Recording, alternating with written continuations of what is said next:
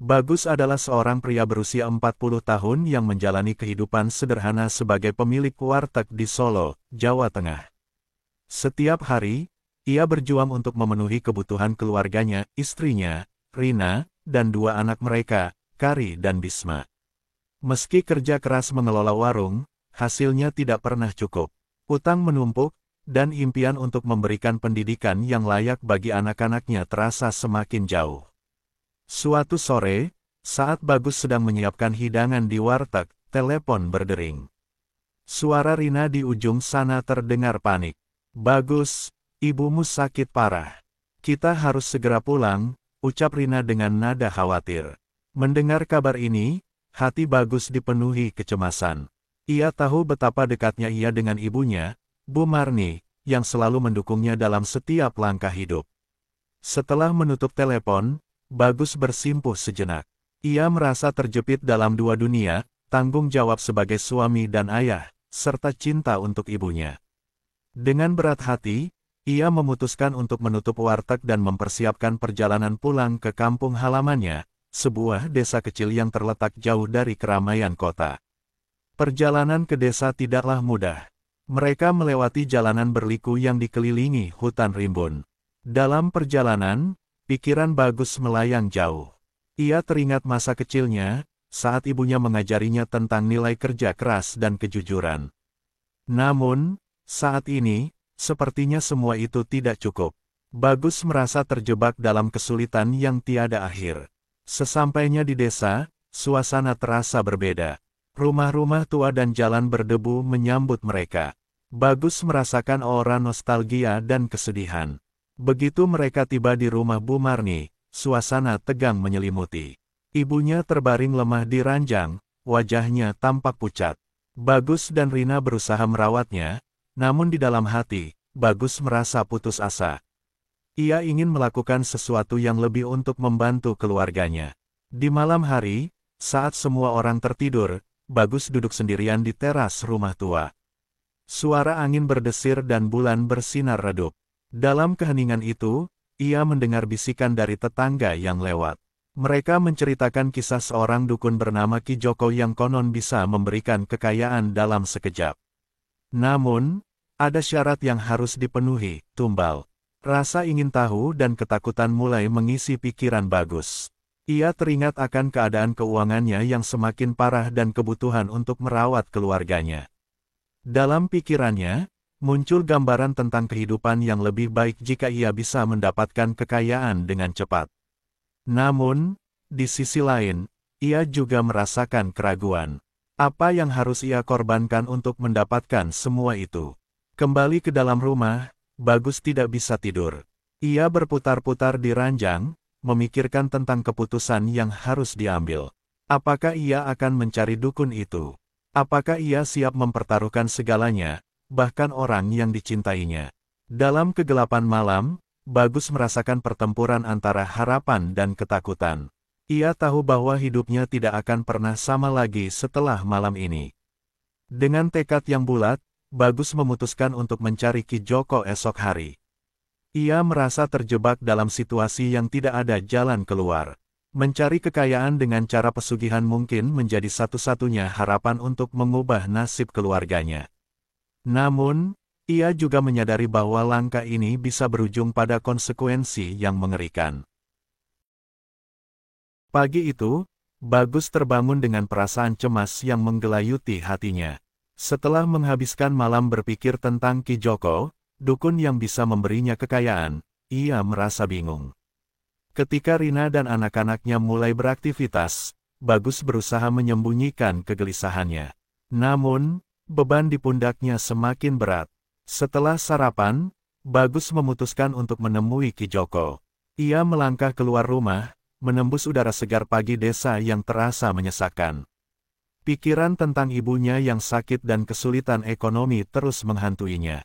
Di tengah jalan, ia bertemu dengan beberapa tetangga yang menyapa dengan ramah, tetapi Bagus hanya membalas dengan senyuman canggung. Ia merasa terasing, seolah dunia di sekelilingnya tidak memahami beban yang ia pikul. Setelah menanyakan arah, Bagus akhirnya tiba di rumah Ki Joko, yang terletak di pinggiran desa. Rumah itu terlihat angker, dikelilingi pohon-pohon besar yang mempertegas kesan misterius. Dengan napas dalam, Bagus mengetuk pintu. Seorang pria berusia lanjut dengan tatapan tajam membuka pintu. "Masuklah," katanya, suaranya dalam dan bergetar. Begitu memasuki rumah itu, Bagus merasakan atmosfer yang aneh. Dinding-dindingnya dipenuhi dengan simbol-simbol gaib dan gambar-gambar makhluk halus. Ki Joko mengajak Bagus duduk di sebuah kursi kayu tua. "Apa yang kau inginkan?" tanyanya langsung, tanpa basa-basi. Bagus menurunkan pandangannya, merasa malu. "Saya ingin kekayaan untuk keluarga saya. Ibu saya sakit, dan saya tidak bisa terus hidup seperti ini." Suaranya bergetar, mencerminkan ketidakpastian yang dirasakannya.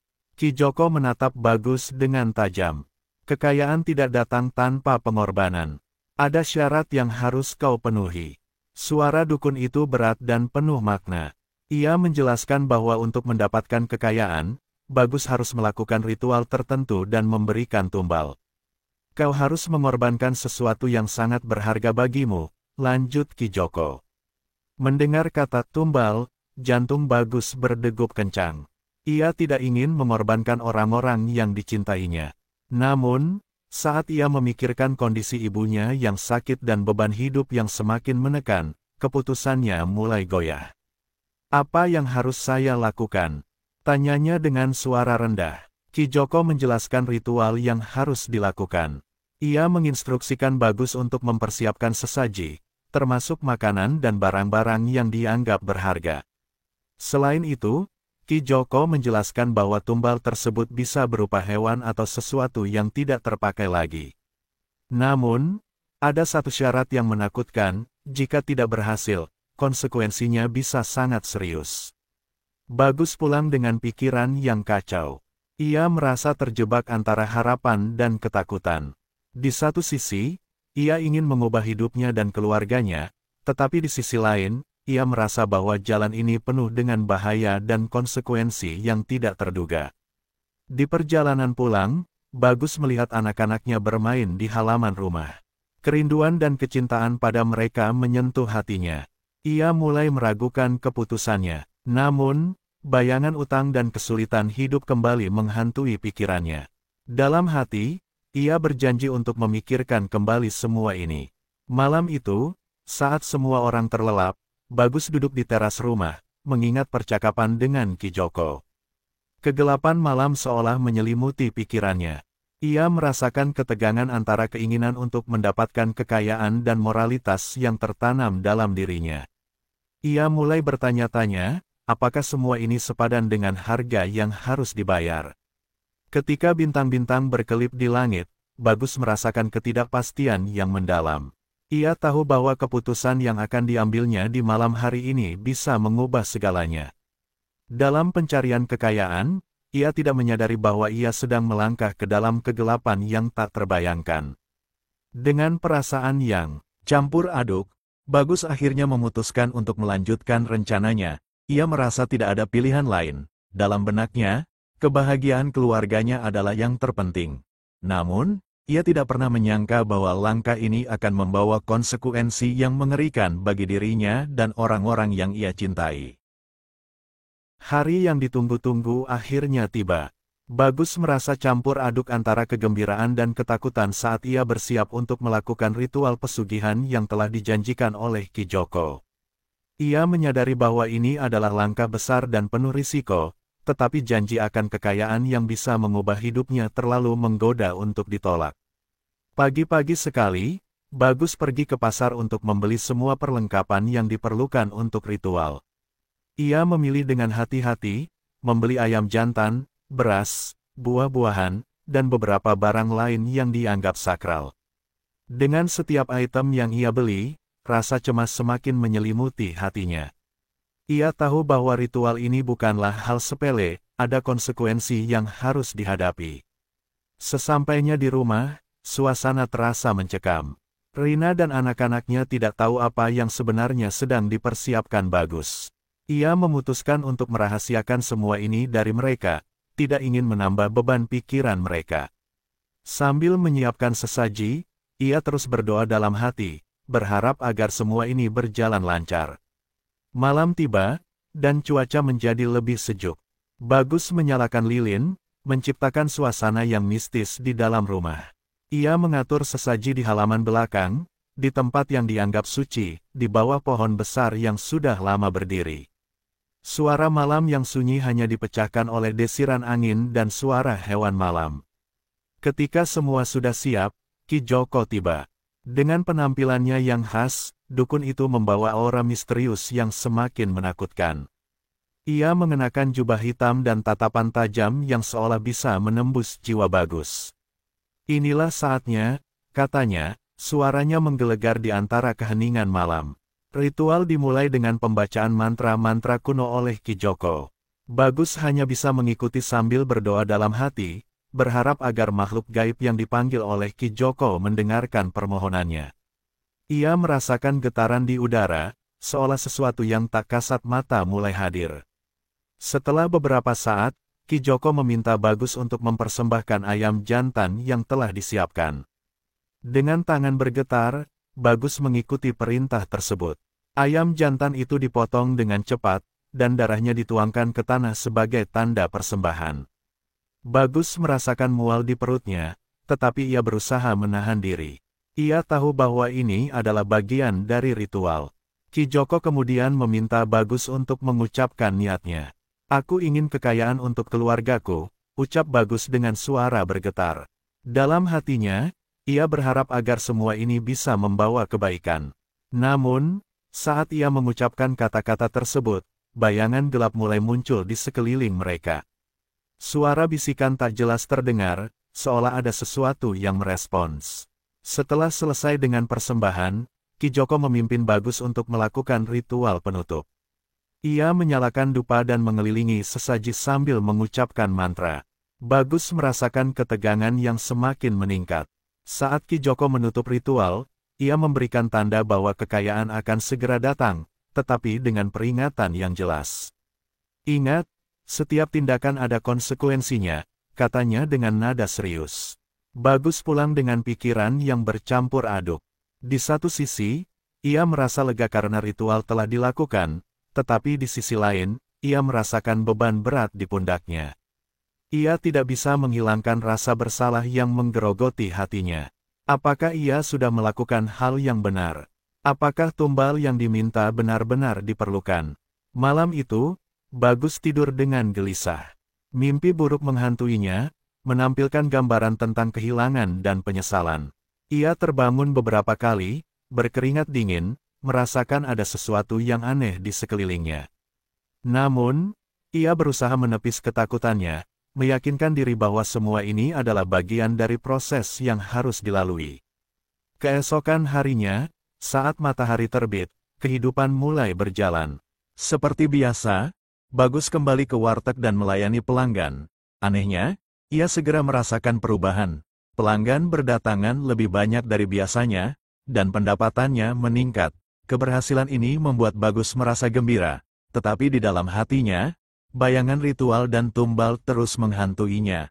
Bagus terus berusaha mengabaikan rasa bersalah yang menggerogoti. Ia mulai membeli barang-barang baru untuk keluarganya, dan kehidupan mereka tampak lebih baik.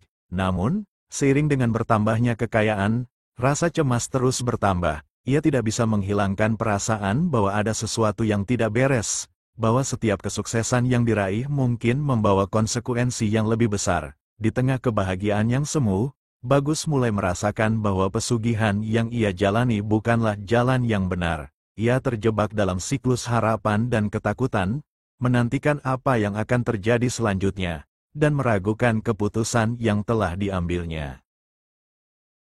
Hari-hari berlalu setelah ritual pesugihan yang dilakukan Bagus. Dengan cepat, kehidupannya berubah drastis. Pendapatan wartegnya melonjak tajam, pelanggan datang silih berganti, dan ia mulai mendapatkan keuntungan yang tak pernah dibayangkan sebelumnya. Walau awalnya senang, rasa cemas tetap membayangi setiap langkahnya. Bagus merasakan perubahannya dengan jelas. Ia dapat membeli makanan yang lebih baik untuk keluarganya, memperbaiki rumah tua ibunya, dan bahkan menyekolahkan anak-anaknya di tempat yang lebih baik. Rina, Istrinya tampak lebih ceria. Melihat senyuman di wajah Rina dan anak-anaknya membuat Bagus merasa seolah semua pengorbanan yang dilakukan adalah sepadan. Namun, di dalam hatinya, ia tidak bisa menyingkirkan rasa bersalah yang terus mengganggu. Suatu malam, saat mereka berkumpul di ruang tamu, Bagus melihat Bisma, anak bungsunya, bermain dengan mainan baru. Hatinya terasa hangat melihat anak-anaknya bahagia, tetapi bayangan ritual dan tumbal kembali menghantui pikirannya. Di tengah kebahagiaan itu, ia ingat akan konsekuensi yang mungkin harus dihadapi. Ia mulai merasa terasing dari keluarganya, seolah ada dinding tak terlihat yang memisahkan mereka. Kekayaan yang didapatkan juga membawa perubahan dalam lingkungan sosialnya. Beberapa tetangga mulai curiga, terutama ketika mereka melihat Bagus yang dulunya sederhana kini mampu membeli barang-barang mahal. Mereka mulai mendekatinya, menawarkan bantuan, tetapi Bagus merasa tidak nyaman. Ia tidak ingin mereka tahu tentang pesugihan yang telah dilakukannya. Ketakutan akan penilaian masyarakat membuatnya semakin tertekan. Di sisi lain, Rina mulai menyadari perubahan sikap Bagus. Ia merasa suaminya menyimpan sesuatu yang tidak bisa diungkapkan. Ketika Rina bertanya, Bagus hanya menjawab dengan senyuman yang dipaksakan, berusaha mengalihkan pembicaraan. Rina merasa khawatir, tetapi ia tidak tahu bagaimana cara mengungkapkan perasaannya. Keluarga mereka tampak bahagia di luar, tetapi ada keretakan yang mulai muncul di dalamnya. Bagus mulai merasakan dampak dari pesugihan yang dilakukannya. Suatu malam, ketika ia terbangun dari tidur, ia mendengar suara aneh di luar rumah. Suara itu seperti bisikan, membuatnya merinding. Ia berusaha menenangkan diri, berpikir bahwa semua itu hanya imajinasinya. Namun, suara itu semakin jelas dan mengganggu ketenangannya. "Kau harus membayar, Bagus," suara itu menggema di kepalanya. Keesokan harinya, Bagus merasa kelelahan. Ia mulai mengalami insomnia, sulit tidur karena ketakutan akan apa yang mungkin terjadi. Dalam kondisi ini, ia merasa tidak bisa berkonsentrasi menjalankan warteg. Setiap kali pelanggan datang, ia merasa ada yang mengawasi. Rasa cemas itu membuatnya semakin terasing dari dunia luar. Suatu sore, Bagus memutuskan untuk menemui Ki Joko lagi, berharap bisa mendapatkan pencerahan. Ia merasa bahwa ada sesuatu yang salah. Saat ia sampai di rumah dukun itu, suasana terasa berbeda. Ki Joko menyambutnya dengan senyuman sinis. "Kekayaan itu datang dengan harga, Bagus. Kau sudah merasakan manisnya, tetapi ingat, pahitnya juga akan datang." Bagus merasa terjebak. "Apa yang harus saya lakukan? Saya tidak ingin kehilangan semuanya," ucapnya panik. Ki Joko hanya tersenyum, membuat Bagus merasa semakin gelisah. "Kau harus menyelesaikan apa yang kau mulai. Tumbal yang kau pilih harus dibayar," katanya dengan nada mengancam. Bagus merasa jantungnya berdegup kencang. Ia tidak ingin berpikir tentang tumbal yang harus dibayar. Setelah pertemuan itu, Bagus pulang dengan perasaan hampa. Ia mulai meragukan keputusan yang telah diambilnya. Kekayaan yang diperoleh tidak sebanding dengan ketenangan yang hilang. Dalam perjalanan pulang, ia melihat anak-anaknya bermain di taman. Senyuman mereka tampak cerah, tetapi di balik itu, Bagus merasakan bayangan gelap yang mengintai.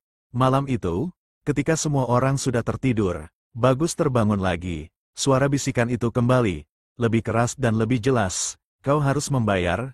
Suara itu mengancam, membuatnya terbangun dengan keringat dingin. Ia merasa sudah terperangkap dalam jaring yang tidak bisa ia lepas. Ia ingin menutup telinga, tetapi suara itu terus mengganggu pikirannya. Kesedihan mulai menyelimuti hati Bagus. Ia merasakan konflik batin yang semakin dalam. Ia ingin melindungi keluarganya, tetapi di sisi lain, ia tidak bisa mengabaikan konsekuensi dari tindakan yang telah diambil. Ia merasa terjebak dalam siklus yang tidak ada ujungnya, antara harapan akan kekayaan dan ketakutan akan konsekuensi yang harus dibayar. Hari-hari setelah ritual pesugihan semakin terasa berat bagi Bagus. Meski pendapatannya terus meningkat, ketenangan jiwa yang ia harapkan tak kunjung datang. Suara bisikan yang mengganggu pikiran semakin sering menghantui malam-malamnya, membuatnya sulit tidur. Rasa cemas dan bersalah terus menggerogoti hatinya, mengingatkan akan tumbal yang harus dibayar. Suatu malam, Bagus terbangun lagi, mendengar suara aneh di luar rumah. Dengan langkah hati-hati, ia melangkah keluar untuk memeriksa. Di halaman, ia melihat bayangan gelap melintas, seolah mengawasinya. Rasa takut menyelimuti dirinya, dan ia merasa seolah ada sesuatu yang tidak beres. Ia berusaha menenangkan diri, tetapi ketakutan itu terus menghantuinya. Keesokan harinya, saat Bagus sedang bekerja di warteg, ia mendengar kabar buruk. Seorang tetangga datang dan memberitahunya bahwa Bisma, anak bungsunya, tiba-tiba jatuh sakit. Bagus merasakan jantungnya berdegup kencang. Ia segera pulang, berharap semuanya baik-baik saja. Namun, saat sampai di rumah, ia menemukan Bisma terbaring lemah, tubuhnya demam tinggi. Rina tampak panik, berusaha merawat anak mereka. Bagus merasa putus asa. Ia tidak tahu apa yang harus dilakukan. Sementara dokter memberikan diagnosis bahwa Bisma terjangkit penyakit yang tidak bisa disembuhkan. Kata-kata itu seperti petir di siang bolong, menghancurkan harapan Bagus. Ia merasa seolah dunia runtuh di sekelilingnya. Dalam keadaan hancur, ia teringat akan peringatan Ki Joko, tumbal yang harus dibayar. Setelah malam yang penuh ketakutan, Bagus bertekad untuk menemui Ki Joko lagi. Dalam perjalanan menuju rumah dukun, jantungnya berdebar. Rasa bersalah semakin menggerogoti dirinya. Ia merasa bahwa semua ini adalah akibat dari keputusannya untuk melakukan pesugihan. Ketika ia tiba, Ki Joko menyambut dengan tatapan penuh arti. "Bagus, kau datang. Apa yang kau inginkan?" tanya Ki Joko dengan nada yang tidak bisa dipahami. Bagus menatapnya dengan penuh harapan. "Anak saya, Bisma, sakit parah. Apa yang harus saya lakukan?" Suaranya bergetar, penuh kesedihan. Ki Joko hanya tersenyum sinis, seolah sudah menunggu pertanyaan itu. "Setiap tindakan ada konsekuensinya. Tumbal yang kau pilih harus dibayar. Jika kau ingin menyelamatkan anakmu, kau harus bersiap untuk mengorbankan sesuatu yang lebih berharga," katanya, membuat Bagus merasakan jantungnya nyaris berhenti. Bagus merasakan ketakutan yang mendalam. Ia tidak ingin kehilangan Bisma, tetapi juga tidak ingin mengorbankan orang lain. Dalam kebingungan, ia bertanya, "Apa yang harus saya lakukan? Saya tidak bisa kehilangan dia." Ki Joko menatapnya tajam. "Kekayaan yang kau dapatkan tidak akan bertahan tanpa pengorbanan. Pilihlah dengan bijak," katanya sebelum meninggalkan Bagus di sana, sendirian dalam kesedihan. Kembali ke rumah, Bagus merasa tersesat. Ia melihat Bisma yang terbaring lemah, dan rasa sakit di hatinya semakin dalam. Ia teringat akan masa kecilnya, saat ia bermain dengan Bisma dan bagaimana senyumnya selalu bisa menghangatkan hatinya. Kini, semua itu terancam lenyap. Rasa penyesalan mulai merayap ke dalam pikirannya, apakah semua ini sepadan? Malam itu, Bagus duduk di samping ranjang Bisma, menggenggam tangan kecilnya yang lemah. "Maafkan ayah, nak," bisiknya, meneteskan air mata. Ia merasa seolah semua kesalahan yang dilakukannya kini harus dibayar dengan harga yang sangat mahal. Dalam kegelapan malam, suara bisikan itu kembali muncul, lebih menakutkan dari sebelumnya.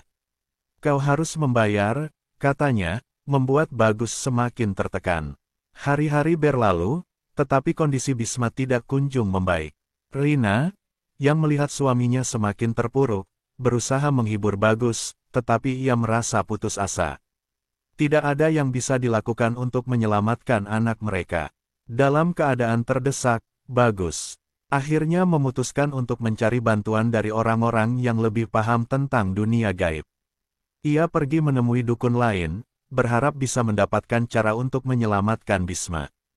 Namun, saat ia menjelaskan situasinya, dukun itu hanya menggelengkan kepala. "Kekayaan tidak bisa dibeli dengan uang, Bagus. Tumbal harus dibayar, dan kau harus siap menghadapi konsekuensinya," ucapnya dengan nada penuh penyesalan. Bagus merasa terjebak dalam siklus yang tidak ada ujungnya. Ia kembali ke rumah, merasa hampa dan putus asa. Dalam hatinya, Ia menyadari bahwa tindakan pesugihan tidak hanya berdampak pada dirinya, tetapi juga keluarganya. Semua yang ia inginkan kini terasa sia-sia. Akhirnya, dalam keadaan putus asa, Bagus kembali menemui Ki Joko, siap untuk menghadapi konsekuensi dari keputusan yang telah diambilnya. "Saya siap membayar, apapun harganya," ucapnya, meski hatinya bergetar ketakutan. Namun, Ki Joko hanya tersenyum sinis, "Semua ada harga yang harus dibayar, Bagus." Di tengah malam yang mencekam, Bagus kembali ke rumah, bertekad untuk mengakhiri penderitaan ini. Namun, saat ia melihat Bisma yang terbaring lemah, ia merasakan sakit yang tak tertahankan. Ia menyadari bahwa kekayaan yang didapatkan tidak sebanding dengan kehilangan yang harus ia hadapi. Akhir cerita ini ditandai dengan kesedihan yang mendalam. Bagus menyadari bahwa pesugihan yang dijalaninya tidak membawa kebahagiaan, hanya penyesalan yang abadi. Dalam pencarian kekayaan, ia telah kehilangan hal terpenting dalam hidupnya, anaknya. Dengan air mata mengalir, Bagus bersimpuh, berharap agar semua ini bisa diubah, tetapi ia tahu bahwa tidak ada jalan kembali.